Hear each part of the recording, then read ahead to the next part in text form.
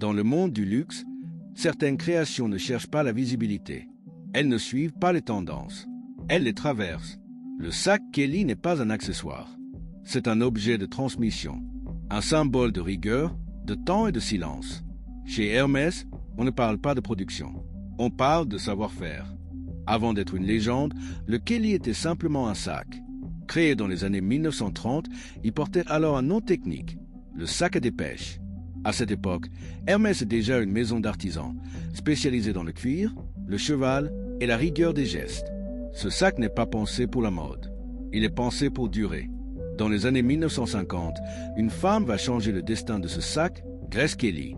Actrice hollywoodienne, puis princesse de Monaco, elle est photographiée tenant ce sac devant son ventre, tentant de dissimuler sa grossesse. L'image fait le tour du monde. Hermès ne l'a pas créé. Hermès l'a observé. Le sac prend alors un nom. Non par marketing, mais par évidence. Chez Hermès, le luxe ne crie jamais. Il se reconnaît à ce qu'il refuse.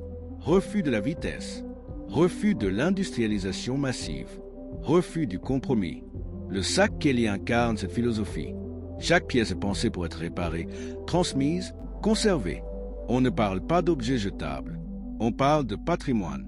Tout commence par la matière. Hermès utilise des cuirs issus de tanneries partenaires, sélectionnés pour leur régularité et leur qualité. Chaque peau est examinée à la main.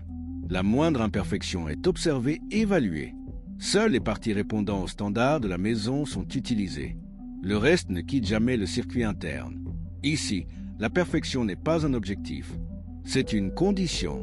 La fabrication d'un sac Kelly repose sur un principe fondamental, la responsabilité individuelle.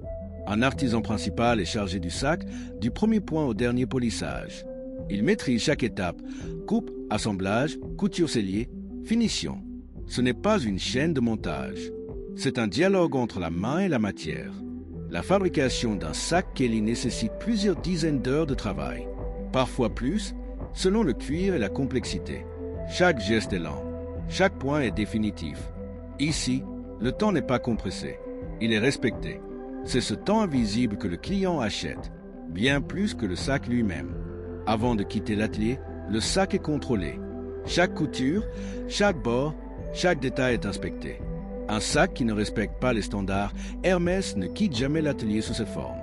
La signature de l'artisan n'est apposée que lorsque l'objet est jugé irréprochable. Ici, l'excellence n'est pas négociable. Le sac Kelly n'est pas rare par stratégie. Il est rare par conséquence. La lenteur, l'exigence et le savoir-faire limitent naturellement la production.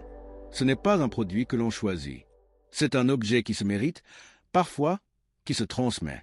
Dans un monde saturé d'images et de vitesse, le Kelly impose le silence. Le sac Kelly n'est pas un symbole de richesse. C'est un symbole de retenue. Il raconte une autre idée du luxe, celle du temps long, du geste juste et du détail invisible. Chez Hermès, le vrai luxe ne se montre pas, il se reconnaît. Le luxe véritable se cache dans les détails invisibles.